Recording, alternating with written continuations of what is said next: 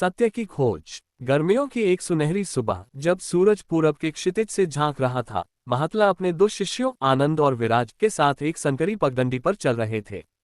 वे सत्य की खोज में निकले थे, गांवों, जंगलों और पहाड़ों से होते हुए। उनके मन में केवल एक प्रश्न था, सत्य क्या है। पहला पड़ाव, गांव का चौपाल।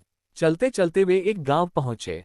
गांव के चौपाल पर किसान, व्यापारी और चरवाहे बैठे आपस में बातें कर रहे थे। महात्मा और उनके शिष्य वहां पहुंचे और एक पुराने नीम के पेड़ के नीचे बैठ गए। महात्मा ने गांव वालों की ओर देखा और पूछा, क्या आप में से कोई मुझे बता सकता है कि सत्य क्या है। गांव के मुखिया रामेश्वर आगे बढ़े और बोले, बाबा, सत्य वही है जो हम अपनी आंखों से देखें और अपने हाथों से करें। किसान जब खेत में बीज बोता है तो उसे फसल मिलती है। मेहनत करने पर ही धन आता है। यही सत्य है। तभी गांव के लाला किशोरीमल, जो कि व्यापारी थे, बोले, मुखिया जी, आपका सत्य अधूरा है। सत्य तो वही है जिससे लाभ हो। यदि व्यापार में लाभ नहीं तो सत्य क्या काम का। वहीं एक वृद्ध पंडित चतुर्वेदी, जो गांव के सबसे ज्ञानी व्यक्ति माने जाते थे, बोले, असली सत्य तो शास्त्रों में है। वेदों में लिखा है कि सत्य वह है जो सनातन है, जो कभी बदलता नहीं। बाकी सब मिथ्या है। महात्मा मुस्कुराए लेकिन कुछ बोले नहीं। वे गांव वालों की बातें सुनते रहे, फिर अपने शिष्यों के साथ आगे बढ़ गए। दूसरा पड़ाव, जंगल का संत आश्रम। गांव से आगे बढ़ते हुए वे घने जंगल में पहुंचे। वहां एक आश्रम था जहां संत अचलानंद अपने शिष्यों को शिक्षा दे रहे थे। महात्मा उनके पास गए और वही प्रश्न पूछा, गुरुदेव, सत्य क्या है। संत अचलानंद ने अपनी आंखें खोली और कहा, सत्य को कोई बांध नहीं सकता। ये जल की तरह है जो अपने अनुसार बहता है। सत्य को परिभाषित करने का प्रयास भी असत्य है। आनंद ने संकोच से पूछा, पर गुरुदेव, यदि सत्य को परिभाषित नहीं किया जा सकता तो हम उसे कैसे जान सकते हैं।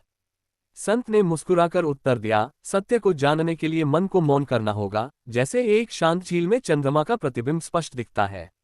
महात्मा ने सिर हिलाया, लेकिन संत का उत्तर भी उन्हें अधूरा लगा। वे आगे बढ़े। तीसरा पड़ाव, राजमहल की सभा। आगे बढ़ते हुए वे एक बड़े नगर पहुंचे जहां राजा चंद्रसेन की सभा लगी थी। राजा विद्वानों और मंत्रियों के साथ चर्चा कर रहे थे। महात्मा और उनके शिष्य वहां पहुंचे और राजा से वही प्रश्न किया, महाराज, कृपया बताइए कि सत्य क्या है। राजा चंद्रसेन सिंहासन से उठे और बोले, सत्य वही है जो न्याय संगत हो। मेरा धर्म है प्रजा का हित करना, यह मेरा सत्य है। उनके मुख्य मंत्री वासुदेव ने कहा, नहीं राजन, सत्य वही है जो राजधर्म के अनुरूप हो। यदि न्याय से राज्य में शांति नहीं आए तो वह सत्य व्यर्थ है। सभा में खड़े एक सेनापति विक्रम ने कहा, सत्य शक्ति में है।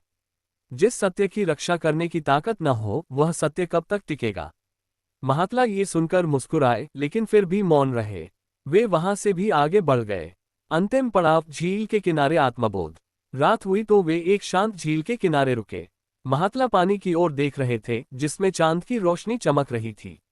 विराज ने पूछा, गुरुदेव, हमने कई स्थानों पर सत्य की परिभाषा सुनी, लेकिन हमें अभी भी पूर्ण उत्तर नहीं मिला।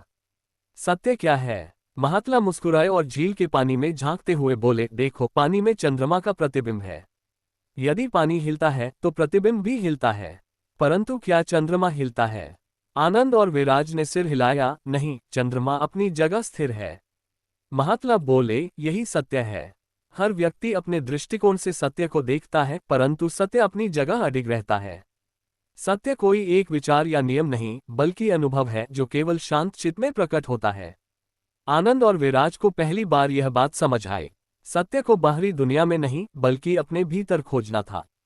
सत्य को शब्दों में नहीं बल्कि अनुभव में पाना था।